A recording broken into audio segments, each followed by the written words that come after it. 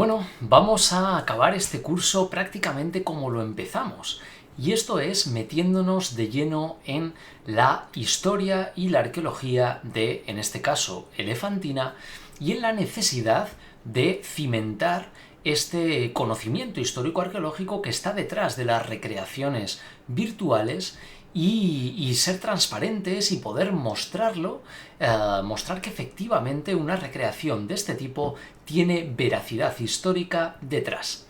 Para ello utilizamos una herramienta fantástica que es la escala de evidencia histórico-arqueológica, ¿vale? Es una herramienta que además va a venir unida a otra, que son las unidades reconstructivas. Os voy a enseñar en este primer vídeo en qué consiste para que lo entendáis perfectamente, y en el próximo vídeo veremos la aplicación exacta de este sistema a la recreación de Elefantina, de tal manera que dejemos listo para publicar el trabajo. Bueno, en concreto, ¿por qué una escala de evidencia histórico-arqueológica? Bueno, pues porque, como dice el principio 4 de los principios de Sevilla, que son los principios internacionales de la arqueología virtual, la visualización asistida por ordenador trabaja de manera habitual reconstruyendo, recreando edificios, artefactos, entornos, etc., tal y como se considera que fueron. Y es por ello que siempre debe ser posible saber qué es real, veraz, auténtico y qué no, ¿vale? Es decir, este sentido de la autenticidad nos habla precisamente de la importancia de, pues bueno, dejar muy claro qué es cierto y qué no de una imagen que mostramos del pasado. Ojo. Entonces dice que cuando se realicen estas recreaciones o reconstrucciones virtuales debemos mostrar de forma explícita o bien mediante interpretación adicional los distintos niveles de veracidad en los que se sustenta la restauración o reconstrucción, ¿vale? Así que bueno, esto nos pone de camino a mostrar estos niveles a partir de la escala de evidencia histórico-arqueológica, que vamos a ver cómo nace y en qué consiste. En concreto, se trata de un sistema ideado por el equipo de Byzantium 1200, ¿vale? En concreto son Patrick Clifford, Albert Berger y Jan Kostenek, bueno, investigadores alemanes y turcos, etcétera, que trabajan desde hace ya mucho tiempo, desde hace muchos años, en una reconstrucción virtual lo más verídica posible de la Bizancio del año 1200, ¿no? Entonces, bueno, ellos diseñaron, como veis aquí en este tweet, este sistema en el que, bueno, pues se ven elementos más de distintos colores, ¿no? Y de colores muy, muy extraños. Y yo dije, ¿y esto en qué consiste, no? Y bueno, mirando por su página, pues vi estas imágenes que ya tienen unos años, pero están fantásticas, ¿vale? Del puerto de Bizancio, que estaban acompañadas en la web por esta otra infografía, ¿vale? Se trata de una infografía que además tenía este pequeño texto en el que ya nos dice que hay 10 niveles de veracidad que van de tonos más fríos a tonos más cálidos, y en los que los tonos más fríos tienen menor nivel de veracidad, desde la imaginación pura, y los tonos más cálidos tienen mayor nivel de veracidad, hasta existentes existentes en la actualidad, ¿vale? Que sería el nivel 10, el rojo, ¿vale? Y hay una gradación de niveles relacionados, bueno, con distintas evidencias que podemos tener de ellos en función de si son evidencias más sólidas o menos sólidas. Por ejemplo, conjetura basada en estructuras similares, evidencia textual, evidencia gráfica sencilla, todas esas son, bueno, son evidencias de muy poca fuerza, ¿no? Mientras que buenas fotografías o planos, existentes en la actualidad con modificaciones o existentes al 100%, pues son evidencias muy fuertes. Y poder representar esto en una imagen con unos colores y que de un vistazo sepamos pues que esta zona de aquí tiene mayor evidencia, o este recodo también, mientras que, por ejemplo, este faro simplemente está basado en estructuras similares, pues ya es una herramienta fantástica, ¿no?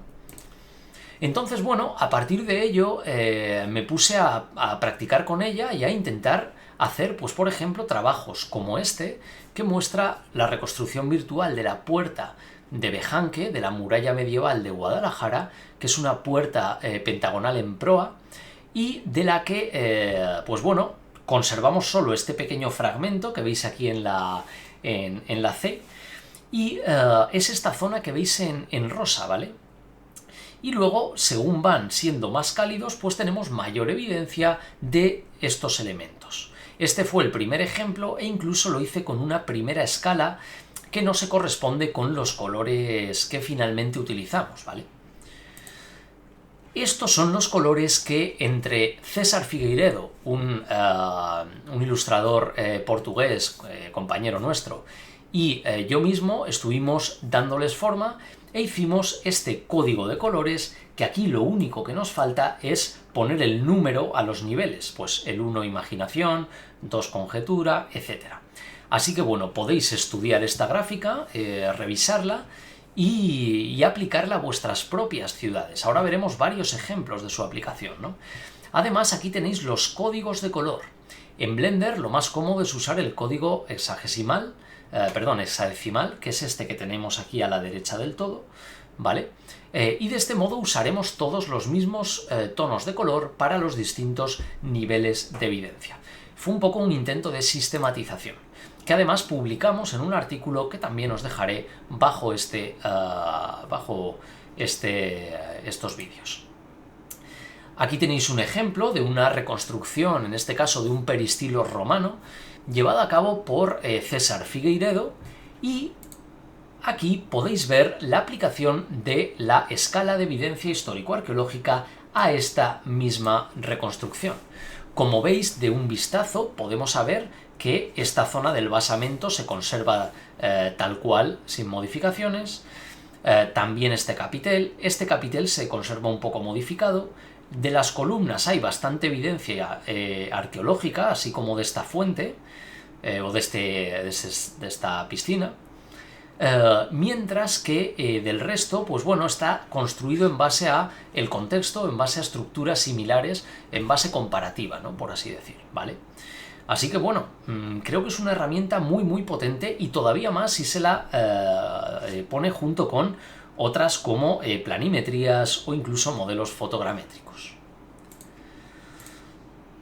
Aquí tenéis otro ejemplo. En este caso se trata de la sala del capítulo del monasterio de San Antonio de Lisboa, realizado por nuestro compañero Carlos Carpetudo, y vemos lo mismo, ¿no? En este caso podemos ver de un vistazo que esta bóveda de nervios entrecruzados se conserva tal cual era, sin modificaciones. Y entonces vemos dónde se ha ido un poco más allá en la reconstrucción virtual, que aparece aquí abajo, por cierto, observando, por ejemplo, estas mesas. Estas mesas sí que son imaginación basada en el contexto histórico y natural, ¿vale? Este es uno de los primeros ejemplos que yo hice, el templo de la Isleta dels Banyets. Hice incluso una sección, y aquí podéis ver la escala de evidencia. Obviamente en los yacimientos normalmente ponemos los restos arqueológicos que conservamos en amarillo, en rosa, nivel 9, porque los conservamos pero con modificaciones, no se conservan tal cual era el original. Luego, bueno, pues puse estos muros, este recubrimiento en amarillo, porque es un nivel de evidencia arqueológica básica, no muy amplia, y el interior de los muros sí que lo puse como evidencia arqueológica constatada y probada, ¿no? Y el resto pues es un poco en base al... Normalmente las cubiertas suelen ser más de colores más fríos, porque tenemos menos evidencia de las cubiertas, por supuesto, ¿no? Así que bueno, así veis distintos ejemplos, ¿no? Además, todo el atrezo, la vegetación, etcétera, tendrá un tono, pues bueno, un tono morado, es decir, imaginación en base al contexto. Y bueno, aquí metemos otra herramienta más, que es la unidad reconstructiva. Las unidades reconstructivas son un sistema para identificar los distintos elementos de una reconstrucción virtual y poder describir su nivel de evidencia, describir cuáles son exactamente las evidencias, poner la bibliografía que se ha utilizado para cada elemento, etc. Es un sistema diseñado por nuestros compañeros de la Universidad de Alicante de Patrimonio Virtual, y también os dejaré el link a unas fichas que ellos hicieron de unidad reconstructiva, aunque normalmente trabajamos con listas de unidades reconstructivas. Así pues, tenemos la UR1, que corresponde en este caso al terreno, ¿vale? Y tiene al terreno excavado y a la propia excavación. Y tiene un tono rosado porque se conserva tal cual, pero con modificaciones. Luego tenemos la UR2, que en este caso es los cimientos de las edificaciones, que se conservan pues con modificaciones. La UR4, que es el basamento de este poste en el centro de la casa, del que también se conserva información, etcétera, etcétera. De este modo podemos hacer una lista de URs en las que digamos, bueno, pues UR4 tiene un nivel de evidencia 8 y nos basamos en las excavaciones realizadas por tal, y que dicen que ahí existía ese poste que fue excavado, tal. Y se pone la bibliografía de esas excavaciones, y esa lista se hace consultable, y de ese modo una reconstrucción virtual o una recreación virtual es, bueno, pues es científica, transparente y revisable. Este es uno de los ejemplos más amplios que yo he hecho. Es la reconstrucción virtual del Cerro Vilanero en Alhambra, en Ciudad Real. Y como veis, pues bueno, aquí tenemos la reconstrucción virtual y luego, pues bueno, su representación en la escala de evidencia histórico-arqueológica, que nos muestra cómo las cubiertas y buena parte de la parte alta de los muros no tenemos mucha evidencia para esas zonas. Luego tenemos evidencia leve pues de este bancal, por ejemplo, que es la UR10, o de la parte media del muro del edificio superior, que es la UR3, y evidencia más fuerte tanto del propio yacimiento, los propios restos arqueológicos, que sería como la base del poblado, como de algunos cimientos que se han conservado de edificios que tienen sus respectivas UR, ¿vale? Asimismo, también, pues bueno, por ejemplo, los personajes tienen también una UR, y en la UR18 se dice, bueno, pues todos estos elementos morados que veis en la escena se corresponden con la UR18 y son, pues, vallas, algunas cerámicas, algunos personajes que son recreados en base al contexto. De este modo, yo creo que de un vistazo permitimos científicamente mostrar todos estos elementos y, bueno, pues hacer un trabajo más profesional. Y aquí tenéis otros trabajos, pues bueno, de otros compañeros y alumnos. No sé si este, creo que es de David Vacas. Aquí tenemos, bueno, pues otros trabajos en los que se muestra este ejemplo. Aquí otro trabajo de nuestro compañero Juan Diego Carmona, ¿vale? Aquí tenéis otro. Juan Diego, por ejemplo, pues bueno, prefiere poner en rojo el terreno. Esto se puede incluso variar, ya veréis que en Elefantina incluso lo he variado yo también, ¿no? Y aquí tenéis, bueno, pues el año pasado, o bueno, dependiendo de cuándo estéis viendo este vídeo, fue en 2019, en octubre de 2019, en septiembre, mejor dicho, se presentó por fin el trabajo final de máster de Cristina González Esteban, del máster de Patrimonio Virtual,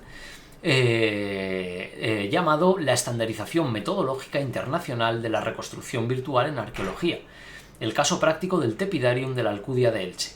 Tuve el placer de dirigirlo y precisamente en este TFM se habla de todas estas herramientas, de las UR, de la escala de evidencia, incluso de otra un poco más avanzada que es la Matrix Harris, de Manuel Demetrescu, un italiano que también está trabajando en todos estos sistemas.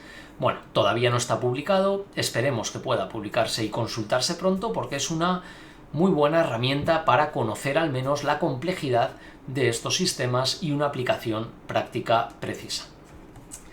Así que bueno, espero que os haya resultado útil este acercamiento a la escala de evidencia histórico-arqueológica y si queréis en el próximo vídeo vamos a ver su aplicación concreta al caso de Elefantina.